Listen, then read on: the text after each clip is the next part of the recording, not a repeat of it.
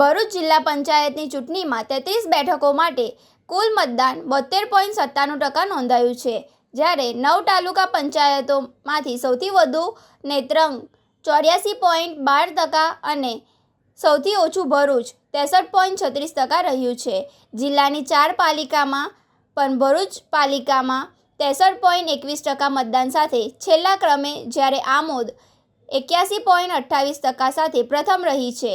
ભરૂચ જિલ્લામાં મંગળવારે જિલ્લા પંચાયતની 33 બેઠકો, 9 તાલુકા પંચાયત અને 4 પાલિકાની મતગણતરી 12 સ્થળો ઉપર હાથ ધરવામાં આવનાર છે, જેમાં જિલ્લા અને તાલુકા પંચાયતની મતગણતરી 136 ટેબલ ઉપર હાથ ધરાશે, જ્યારે 4 પાલિકાની મતગણતરીમાં ભરૂચ પાલિકાના 11 વોર્ડ અને અંકલેશ્વરના 9 વોર્ડ, જંબુસરના 7 અને આમોદના 6 વોર્ડની મતગણતરી 30 ટેબલ પર હાથ ધરવામાં આવનાર છે. ગત ચૂંટણી કરતાં ભરૂચમાં 10% અને અંકલેશ્વર પાલિકામાં મતદાન ટકાવારી 7% વધી છે, જ્યારે મતગણતરીને લઈ ભરૂચ કોલેજ રોડ અને અંકલેશ્વરમાં 2 સ્થળોએ વાહન વ્યવહાર પર સવારથી બપોર સુધી પ્રતિબંધ મૂકી ડાયવર્ઝન આપવામાં આવ્યો છે.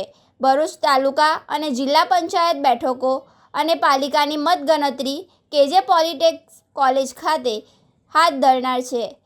એવી જ રીતે અંકલેશ્વર, આમોદ અને જંબુસર પાલિકા તેમજ તાલુકા પંચાયત સાથે જિલ્લા પંચાયત બેઠકની મતગણતરી જે તે નગર અને તાલુકા સ્થળે હાથ ધરવામાં આવશે. સ્થાનિક સ્વરાજ્યની ચૂંટણીમાં 336 બેઠકો માટે 956 ઉમેદવારોનું ભાવિ મંગળવારે ઈવીએમ મશીન ખુલવા સાથે નક્કી થશે.